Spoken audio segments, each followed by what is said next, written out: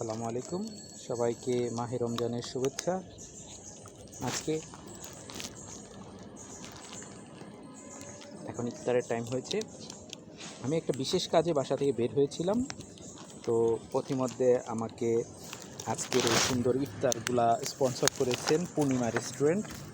তাদেরকে অসংখ্য ধন্যবাদ জানাই। এখানে ছিল ওয়াটার অ্যান্ড বিরিয়ানি।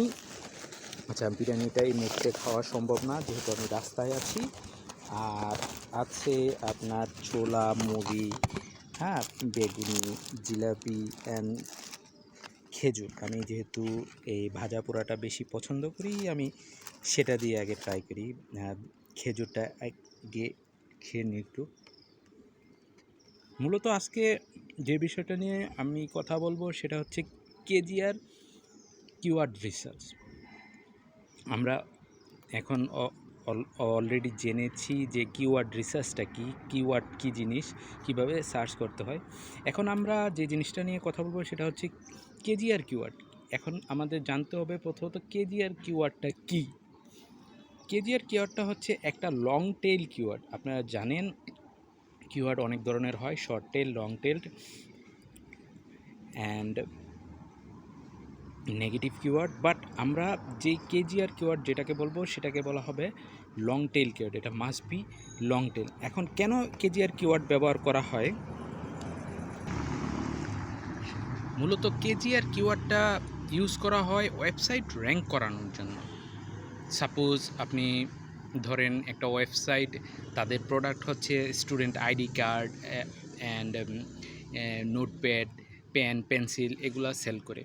সো আপনি যখন গুগলে, বিং বা ইয়াহু সার্চ ইঞ্জিনে সার্চ করবেন যে স্টুডেন্ট আইডি কার্ড, এখন কে প্রথমে আসবে? যাদের অলরেডি র্যাঙ্ক হয়ে গিয়েছে তারাই কিন্তু সামনে আসবে।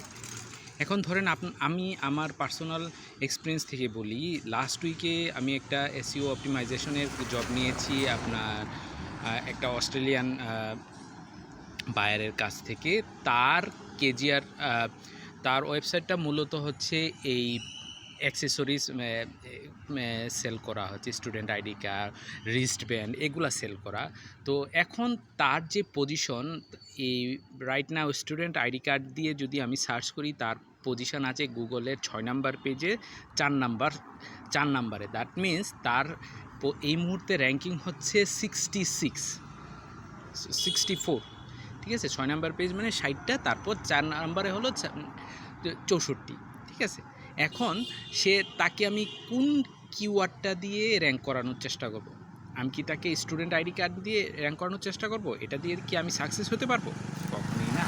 আমাকে এমন একটা ইউনিক কেজিআর বের করতে হবে যেটার রেশিও অনেক লো এবং যেটা কম্পিটিটিভ, যেটা এবং আমি এবং আমার বায়ার হচ্ছে অস্ট্রেলিয়ান, এবং অস্ট্রেলিয়াতে যেটার সার্চ ভলিউম খুবই পটেনশিয়াল এবং যেটা আগামী 3 মাস কাজ করলে এটা ভালো করা যাবে। তো আমি সেইভাবেই এই কিওয়ার্ডটাকে নিয়ে রিসার্চ করতেছি। আমি এখন একটা জিনিস পেয়েছি, স্টুডেন্ট আইডি কার্ড ফর